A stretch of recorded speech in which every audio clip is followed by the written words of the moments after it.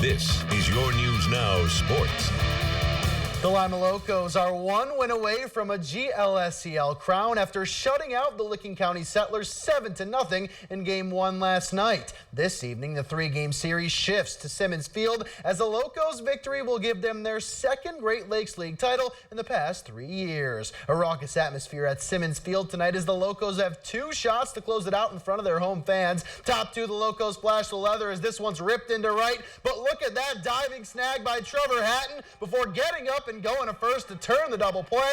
An incredible effort from the Locos right fielder as the game remains scoreless. In the third, Jacob Lewis in trouble, but he'll get out of it with a strikeout here. Not before Licking County plates 2, though, to take the lead. It's a 6-0 Settlers lead in the 6th. They're looking to add to it as this ball is sky deep to left. Nick Colina tracking it down as he makes the catch up against the wall. The Locos, though, can't get anything going offensively until it was too late. They lose 9-6. A winner-take-all Game 3 to determine the GLSCL champion will take place tomorrow at 7:05 from Simmons Field. News from the hardwood today as Marion local and Ohio Northern grad Ryan Bruns will play pro hoops in Spain this season. The big man shares an agent with UNOH grad Willis Mackey Jr. and will join him on Aquamosa Carvajosa.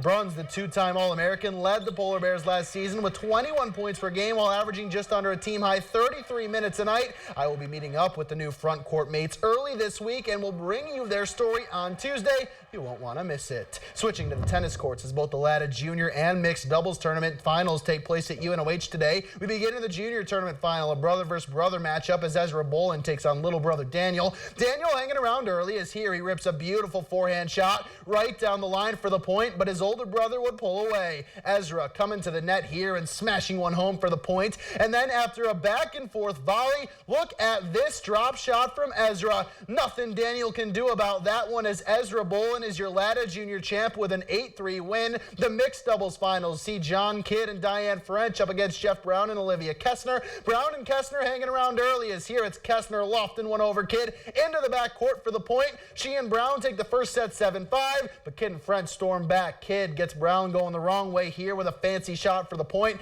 and then Kidd will come to the net before volleying one home for yet another winner. John Kidd and Diane French are your mixed doubles champions for the second year in a row. They claim the crown in 3 sets, 5-7, 6-3, 6-4.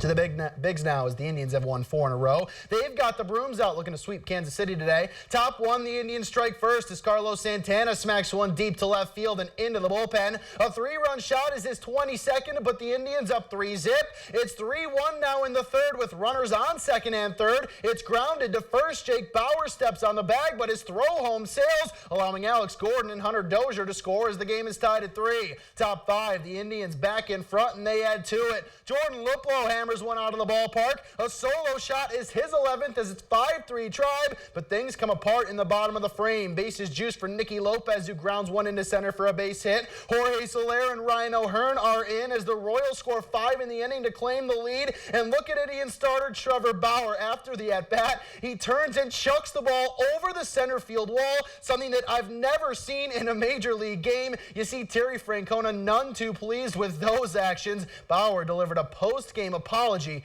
after the Indians' 9-6 loss. Finishing in Cincinnati with another afternoon matinee, the rubber match of the 3-game set between the Reds and Rockies. Top 1, the Reds flash the leather as Nolan Arenado rips one to deep left center. But look at Josh Van Meter track it down and make a spectacular catch to keep the Rockies off the scoreboard. Bottom 2 now, Reds in front, and they add to it. Tucker Barnhart ropes a base hit into left. Scooter Gennett is waved around. He scores with no throw as the RBI single doubles the Reds' lead. But in the 5th, it evaporates as Yonder Alonso has liftoff into the right center seats. A 2-run shot for the former Red is his 8th of the year to pull us level at 2 apiece. But in the 6th, Barnhart breaks the deadlock. His 3rd hit of the day, this one right back up the middle. Van Meter scores from second to make it 3-2 Reds. Same score, top 9, 2-on-2 out for Ian Desmond, who chops one to third. Eugenio Suarez charges, fires, and gets him at first as the Reds take 2 of 3 from the Rockies with a 3 3-2 win.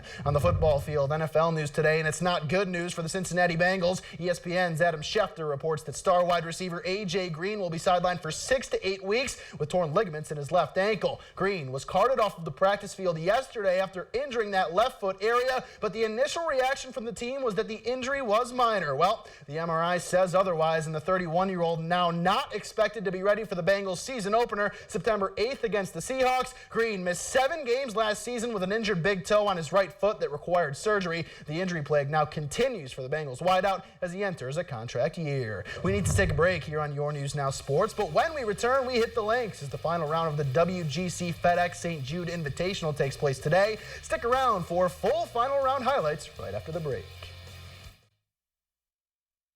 You couldn't ask for a much better storyline heading into the final round of the WGC FedEx St. Jude Invitational today. Rory McIlroy used a late third-round charge to take a one-shot lead over the world's #1 Brooks Koepka as we begin play this afternoon. The TPC Southwind we go as we are set up for quite the final round showdown, beginning with McIlroy at the 15th. This for par, and he just misses. Rory shoots a 1 over 71 today, finishing tied for 4th. Well, like many Sunday final rounds, the day belonged to Brooks Koepka as his approach shot on the par 4 fifth rolls within feet of the hole. He would tap that in for birdie. Fast forward to the 18th. Koepka has it all but locked up as he taps in for par to seal the deal. Brooks Koepka shoots a final round 65 as he is your world golf champion at the FedEx St. Jude Invitational. Finishing on the racetrack as NASCAR is in Pocono today for the Gander RV 400. Pick it up with 4 laps to go. There's contact on the back stretch between Kurt Busch and Michael McDowell. Busch scrapes the wall and Ricky Stenhouse Jr. is none too happy. He bumps the one car, turning him into McDowell. Both Busch and McDowell would spin out as the 7th caution of the race would come out. This race would go to overtime, and in that OT period, Denny Hamlin wins the war of attrition as he outlasts Eric Jones to claim the checkered flag and win the Gander RV 400, Katie. All right, thanks so much, Matt. We'll wrap things up after the break.